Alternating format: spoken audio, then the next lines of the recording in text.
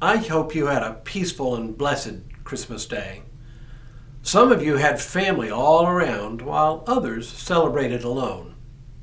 Some of you decorated lavishly for the season, while others could only set out a few reminders of the day. For some, it was a fulfilling day, filled with the glorious chaos of family opening presents and sharing a feast, while for others, it may have been a more somber, lonely day. The only problem with the emphasis we put on Christmas being a gathering of family is that not everyone can do that.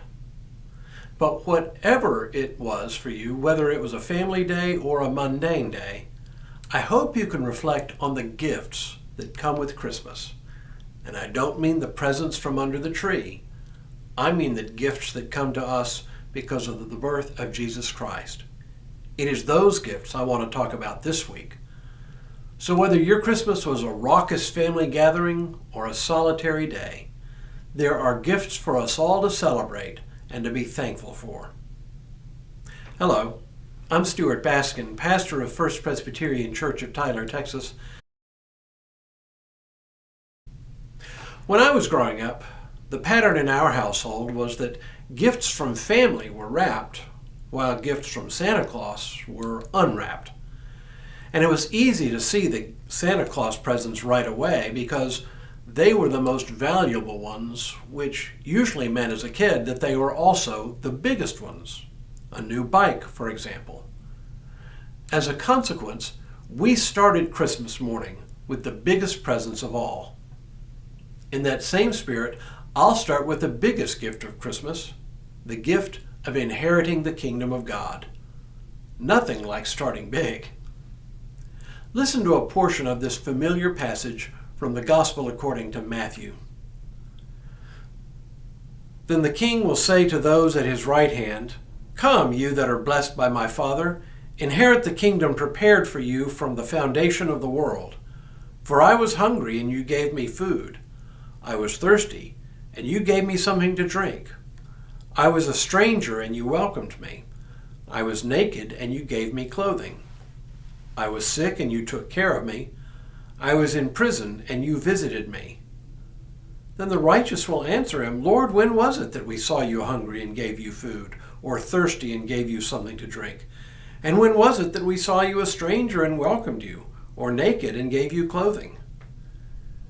And when was it that we saw you sick or in prison and visited you?" And the king will answer them, "Truly I tell you, just as you did it to one of the least of these who were members of my family, you did it to me." The greatest gift of Christmas is that we have inherited the kingdom of God. Why do I list this as the greatest gift? Why not salvation first? Very simple. Everything flows from this promise. To have inherited the kingdom means that we have been saved, but it also means more than that. It's the big present in the middle of the room.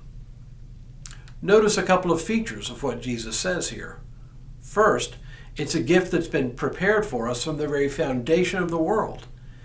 It's nothing new. Rather, it is as ancient as time itself. And our names have been on the inheritance documents all along. Second, if it sounds like we inherit it as a reward for doing good, be careful. Notice the question of those who inherit the kingdom. When was it that we saw you hungry and gave you food? The redeemed do these things not to earn a reward, but because it simply flows from who they are inside. It's part of who they are. So no matter what kind of Christmas you had this year, raucous or lonely, keep your eye on the biggest gift of all, the kingdom of God. And now may God continue to bless you and keep you in all that you do this day and in all the days ahead.